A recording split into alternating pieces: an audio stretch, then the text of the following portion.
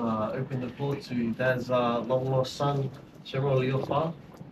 Traveled all the way from WA to come see Dad. And there's a shared memory of us and Dad. When we had Kim Street, and Dad was so proud he bought the All Blacks flag, bought the house, and the finishing touch with Dad's customizations was the All Blacks flag. We had no flagpole, had nothing to secure the flag, but we had this palm tree that was near the roof, close enough for Shem to jump on the roof and climb up and tie it up. And there was no wind. And so what we did, we got Shem to stand on the roof and just hold the flag because there was no wind. And then we could take the photo. And we had many moments with Dad. And many movies, and I'm sure Shem would like to spare a special moment that he's had.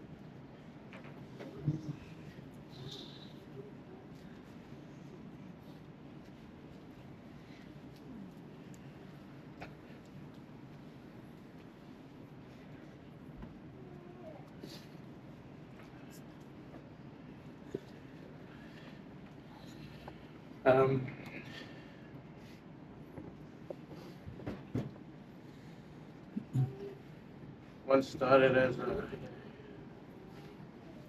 Uncle Whangarō, ended up as Dad, into my second dad.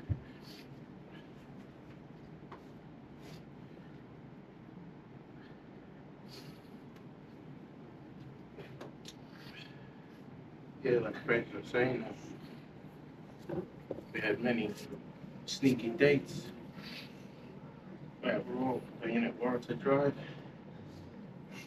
Every time I come over on the weekend, he said, son, there's only two things that matter in life: good music and fried food. Remember that always. I was like, okay.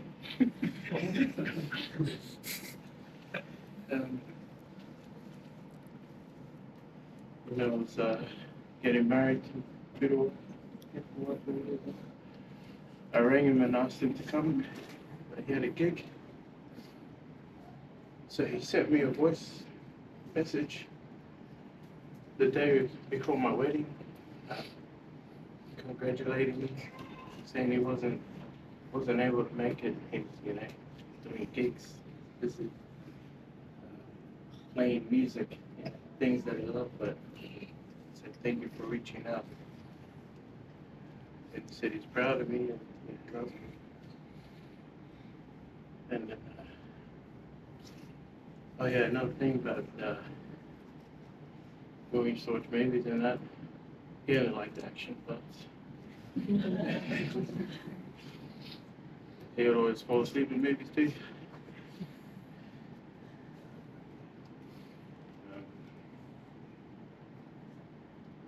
He's a great man.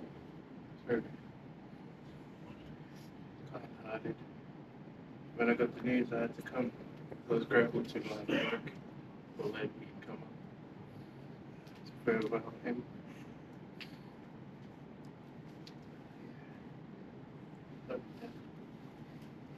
Hello, family. Thank you.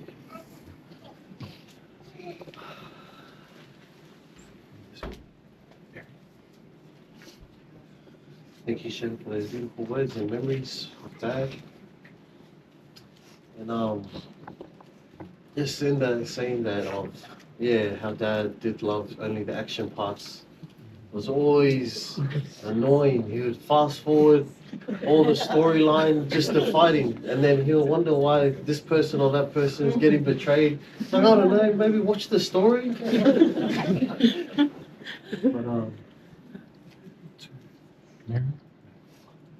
But I'd like to open the floor to Mary, please. Hello everyone. My name is Mary and I am one of Uncle Whangarō's nieces. His eldest sister is Missy Leti, and that's my mum. She can't be here, but she's rang me every day to make sure that I get here, just to represent not only herself, but also the extended Tofa Whangaloa Ainga. Growing up, Uncle always had a camera with him. And back then we were like, oh shame, don't want to go in front of the camera. But when I look back at the films that he made, it's so many memories of people that have come and gone through our lives. And he was always ahead of the game, so he was already documenting and vlogging way before, well, what we're doing today. But a memory that I have of him is one, he flew over for my wedding, just for that weekend. He came with you, just for my wedding back in 2008. Really grateful that he made time for that. But as an adult, me and my sister used to come to Australia to hang out with our first cousins over here. And he let me borrow his car. I don't know if you remember his blue Ford car. It was the latest at the time, yeah. But he let me drive it, and I was quite privileged that I got to drive around my cousins because he didn't let his kids drive it. But he was so soft-spoken, and he reminds me of my mum. And even when there's all this chaos going on around them, they're so chilled and laid back, and we can learn lots from them. And so Uncle,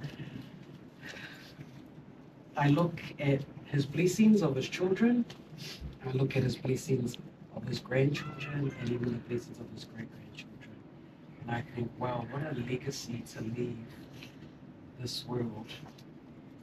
Having such a close family, sharing music, your God-given talent to the world, but also just being a good human being. And I think that's a challenge for all of us, is love the people that are around you right now. Say that you love them. Don't just assume that they know that you love them, and just be like him. Just be a good human. Bye.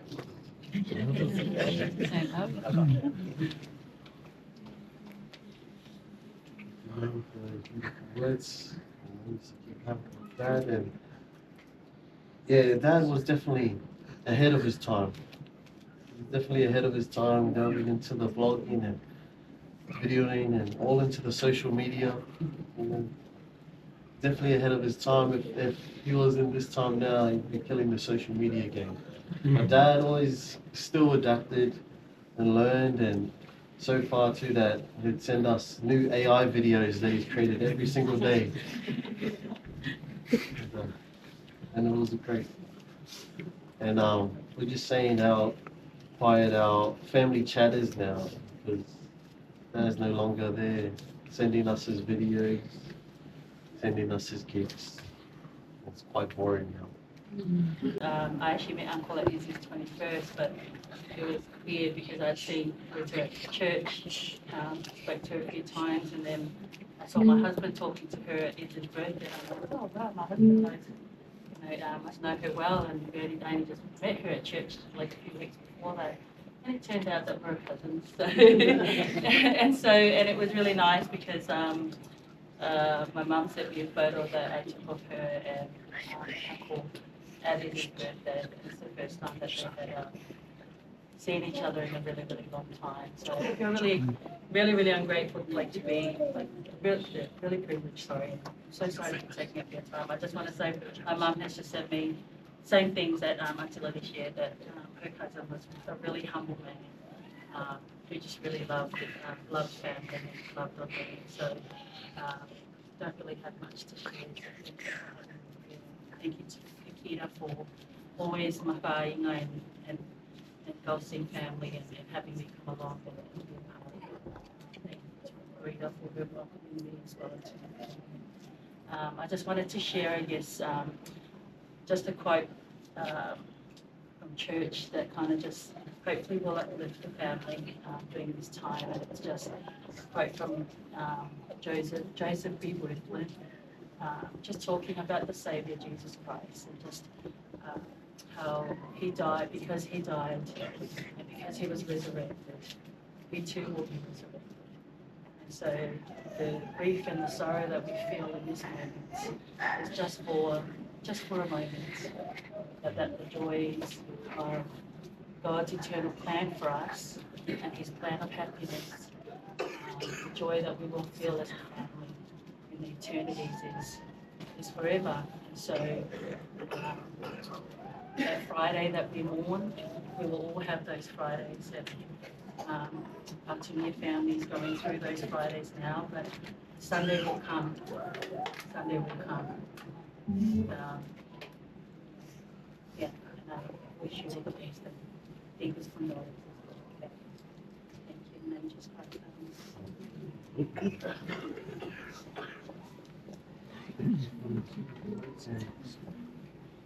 And this song I know about Jesus and God and sharing the beautiful scripture. And that is right, pain is temporary, but God's love is eternal. And Christ is King.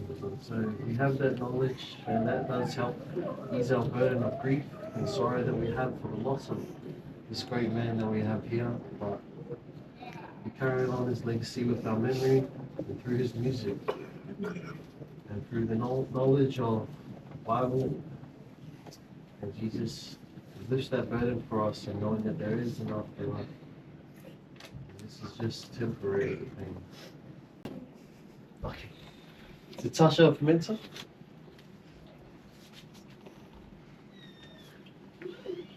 Hi everyone.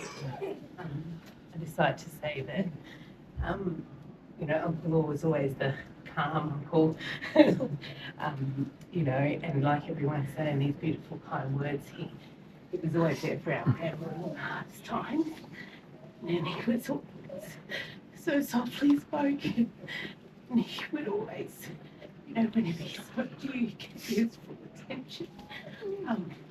Although Aaron's wasn't always the calm one, I feel like, it's coming through on both your boys now. No. He's always been there for our family. He's always shown up when we've needed him. And, we've been through a lot as a family together. And one of the hardest ones, was our cousin Jordan, who was so young, so unexpected. And I remember at his funeral, we were all seemed lost and no one knew what to do or what to say. I remember Uncle Law being there, and he got up and he just took over and he took care of our family, and he shared the words that needed to be said on behalf of us, because we didn't know what to do or what to say. And I'll always remember that about him. Thank you.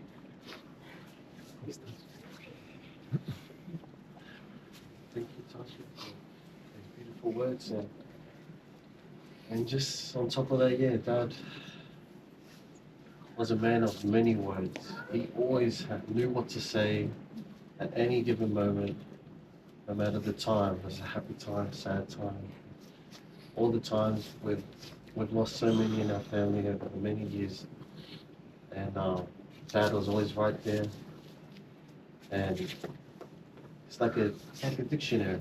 Just has everything written up in there and everything prepared. And his words, they just hit different.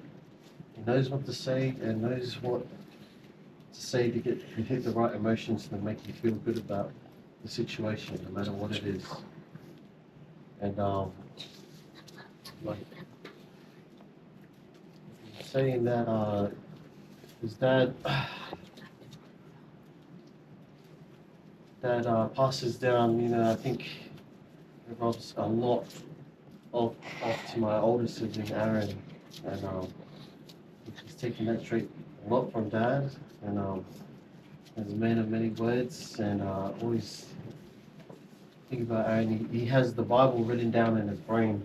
He literally knows it off by heart.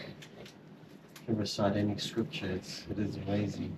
And just as Dad, but his dictionary was music.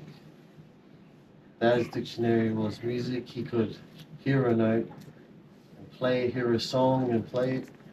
There's times where I was just getting into guitar and listening to Carlos Santana, and I didn't know my dad could play guitar as well, but not as well as the keys, but I guess music is universal with every instrument for him. And he would just listen to Santana because he loves Santana as well, and he would just fiddle with the notes and he would just show me exactly how to play it. And I was amazed. I was like, oh, I thought you knew how to play piano.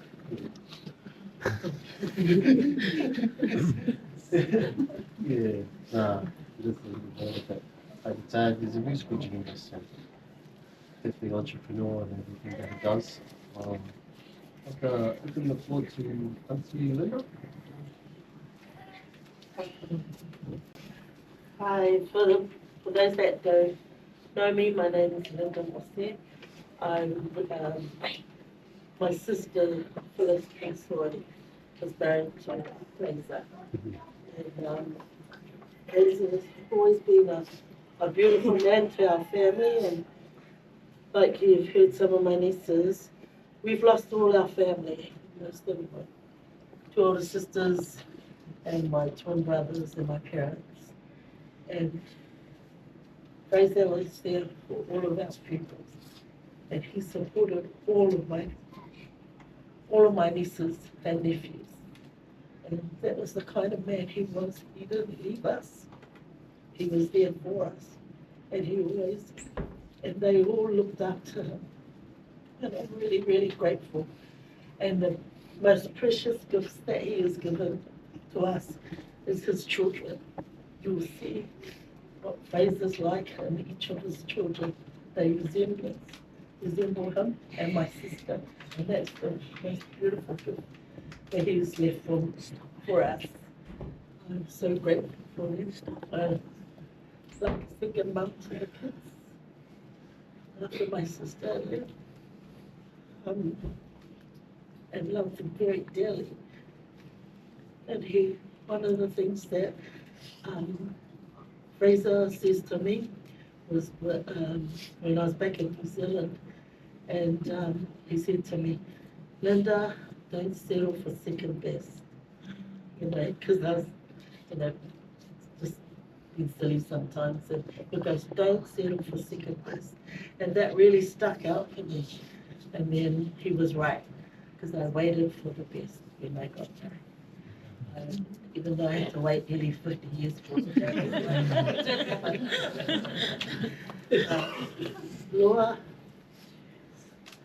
we will miss you, but I know that on the other side, all our family will be there celebrating. And you'll just go and puff for a little while, and I know that you're going to be happy, and so grateful to know that families can be happy to live this life after death. To know that we will one day meet up with you again. Say hi to all the family, give them big kisses and hugs. And don't worry, everything will be fine. Love you, my brother, and the name of Jesus Christ. And yeah, if we just heard if love is patient, then Auntie Linda is the definition of that. So, Dad, like everybody's saying how he was soft-spoken, he was patient, and never got angry. That's really, I think I have embodied that a lot in my childhood and growing up. Regardless of when all my friends used to tell me how they used to always get hidings from their parents, and that's how I would straighten them out and I just jumped on the bed and said, yeah, me too. But Dad never touched me. Dad never touched me. His words for me was enough. I think that's how Father and Dad would just get angry. I just start crying. That was enough for me. Didn't even have to. But when I go back to the time, a time where I was passed out drunk. I was young, and Dad had found out. And then that morning, I was like, "Damn, I'm definitely going to get a hiding this time." I think the words have stopped now. And then I had a big meeting with Dad, and he was angry talking to me, and I was sad. And it was always just when you always hear that, they just say they're disappointed in you. It's different. And he goes, "Are you happy with the way I handled this?" I didn't hear you. Yeah, thank you. And yeah, Dad was very soft and kind, and to me, maybe because I'm the youngest, maybe my siblings have a different story, but, but I love Dad. And, let's open the floor to Auntie Ruth.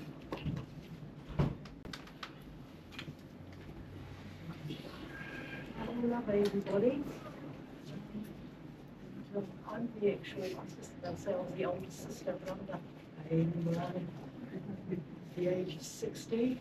But I just want to say that when we grew up, my law was really quite managed, and I got told by some extended family that when he went to primary school, he was really diligent, quietly, and just really did things quite. But the teacher had said that he was actually up to date with everything, but in a little quiet way.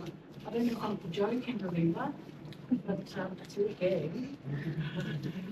It was just a time when he just really sort of found himself at such a young age. But he started doing piano, I think Uncle Joe, around about 10 or 11. Yeah. That's he's- your long. It's brilliant. Yeah.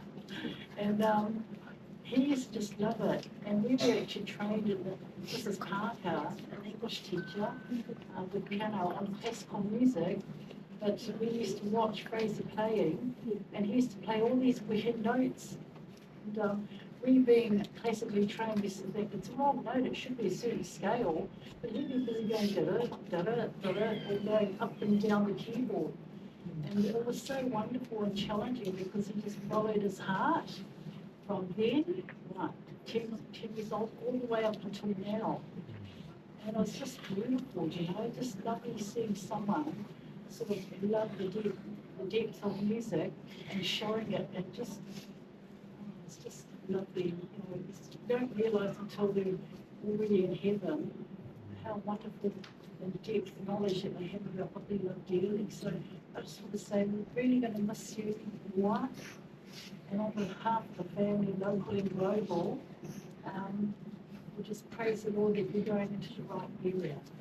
So we thank you very much for being an older brother, an uncle, a daddy to all these wonderful children of the generation who are going to be really wonderful role models for all of your lives. Thank you very much. Hope.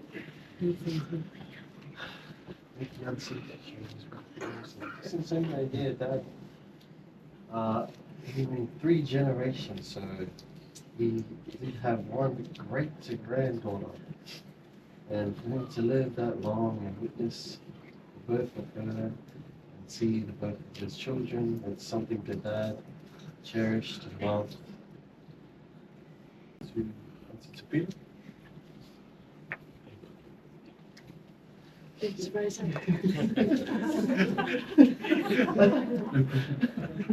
I hope you don't mind, I do need to sit, if that's okay. I have to say I was taken aback to hear that Fraser had a heart attack. I think it was a real big shock. And I remember thinking, obviously, about the kids, first and foremost. Everything that I've seen written about law and things that have been said today here are all true. He was a humble man, never raised his voice. Maybe once or twice, but I'll come back to that. But we had we've lost a lot of Mamasui family over the years, and the heartache that Whanganua and I have witnessed, seeing our children lose their parents, and lose their parents at a really young age, and lost daughter as well. It's been very hard. Hard for Linda, sister of hers. So I guess we've always, with law, we always talked about these things, and we've always worried about our children. I know Law had a great love for his kids, and it is true. I see Fraser, I see with his dad, I see with Aaron, Rita, you all have a piece of him, and Serena, and you all have a piece of your mum as well.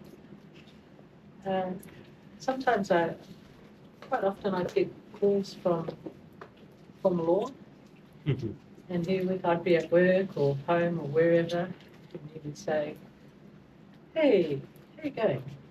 "Yeah, good." And I knew it was coming. He goes, "Have you got a moment?" "Sure." He goes, "Oh, I just need to talk to you about one of the kids." I said, "That's right." And I would sort of like go through the kids, and I'm "Is it Aaron?" "Who's Serena?" "Yeah, Serena." And we just used to bounce off each other because, I mean, I absolutely love my children, and I always worry about them, and he was the same. And I love this whole extended family. The guys are all like our children. And so we had that really special friendship, being my brother-in-law and that, where we could talk about our kids. And I'd be at work, ready to go on a driving test, running late. And I said, "I've got to go." And he goes, "Okay." I said, "Do you feel all right?" And he goes, "I feel better now." Okay. That's, we used to have those banters quite often. But he would always worry about his kids, even though the kids were okay. But then it was always a little bit like, a thing would come into his head and the phone would ring. "I just need to talk to you about something." "Oh, yeah." And then he would say everything that he needed to say, and he'd say, "Oh, by the way, are you okay?" I'm like, "Yeah." And he goes, "Okay, I've got to go." And that was it. Great counselor. I'm really going to miss the support that I had from Father throughout these years. And it feels very weird to be one of the last, so to speak. Me and Auntie Linda were talking about this. So, well, we're still here, and we're still here for all of you guys. My children, Sasha and I see Dallas sitting up there, lovely Dallas. And you're not going anywhere. We'll always be here for you guys. And I'm going to miss Law. Lived many years here. Yes.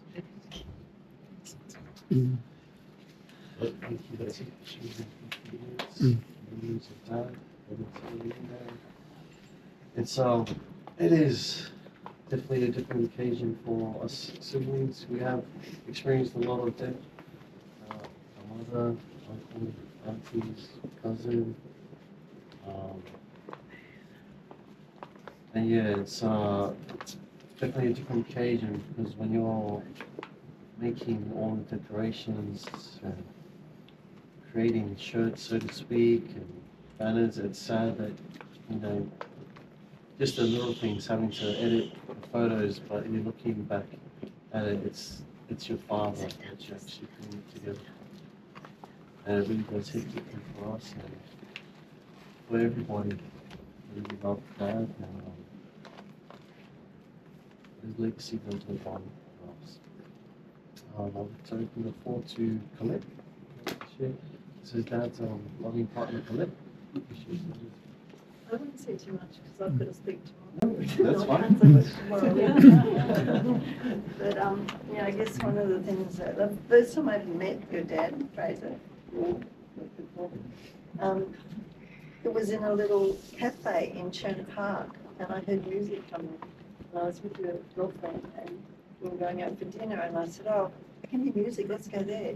So we got there and he's Malcolm, the saxophonist, and Fraser played piano, and the saxophonist just fell in love with my girlfriend and came over and crewed her while we were eating dinner. Dinner go away. Anyway, we ended up talking with him at the table at the end of it. And Fraser, this is just the first time I met him, not when I started going out with him, but he was such a gentleman. And we only lived around, or my girlfriend lived around the corner, and I was staying there, and he insisted he had to drive us home. That was ladies, you know. Women don't walk on their own, right? You know, they live around one block and there's two of you. And that really stood out to me. Well, probably 6 months later was when we started going out. But that was the first thing. My first impression was, yes, you're a good penis, but you're also a gentleman. And that really meant a lot to me, you know, as a person. That's good. Thank you. And then Dad was definitely a real people person and a real gentleman. The way he handled himself, and we have all had the honor to witness his behavior and his traits around people. He was so loving and embracing. And saying to open the door to Uncle Wesley, share his loving and embracing words about his older brother.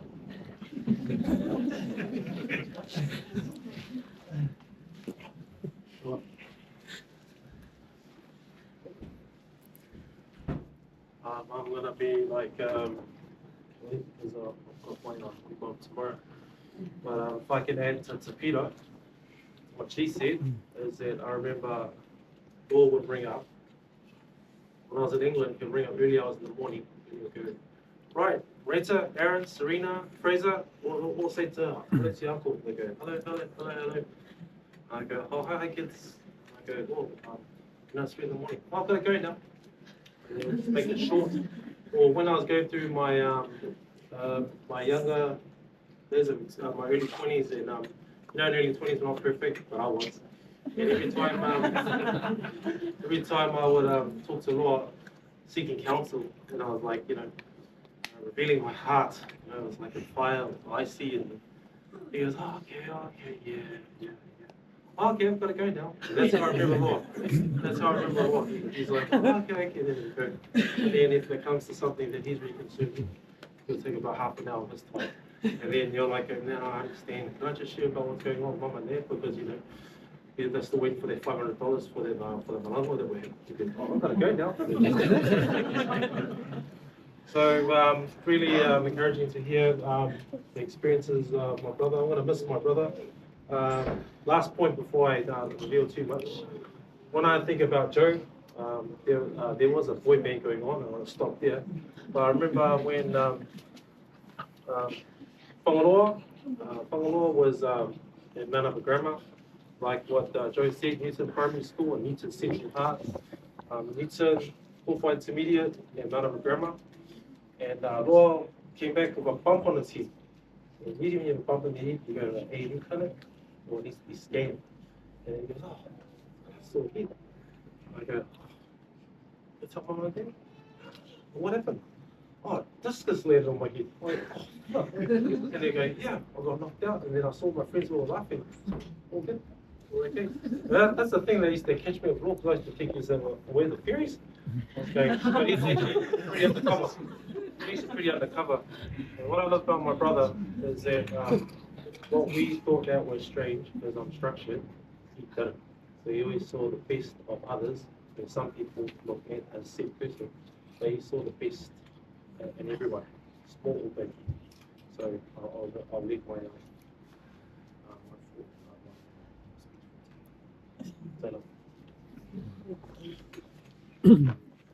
Look, here's these beautiful words and memories, and let that be a lesson for everybody here, that know that your siblings will let out your secrets. And let's open the floor to Aaron. Thank you, Fraser. Did a beautiful job. Have a nice rest, and grateful for this opportunity to stand before you, and grateful for your presence. I'd like to acknowledge all of you that have travelled from afar. I know my father, he would love that. And my father, what I'll miss about him is he was a man of surprises. For myself, I don't like surprises. I'm a very structured man. I'm like time efficient. I get very anxious as soon as we go late or anything. But my dad, he's like a free spirit. You know, he just comes and goes and just goes with the flow. He's got that mentality. And like we heard before, there's a lot of patience and kindness. So nothing would really faze him. However, many times he would rock up to my house unannounced. And for me, being a structured person, who's at the door? And then it's my dad, it's always my dad. And then my wife's like, oh, be nice, be nice. But, you know, every time he came in, made that time, you know, it always felt better, you know. And then eventually he started bringing cakes and they, oh, come in. So it was awesome. And every time, like how he would talk with Auntie Peter, talked about one of the kids, he would talk about one of my siblings as well. So I was like, oh, there's once again, eh? But I was just wondering who he's talking to about me. Because I know many instances he would like to surprise me. And so a couple of the surprises he would do, he thought he would come over and my grass was really long, so he thought he would come in and surprise me and mow it. And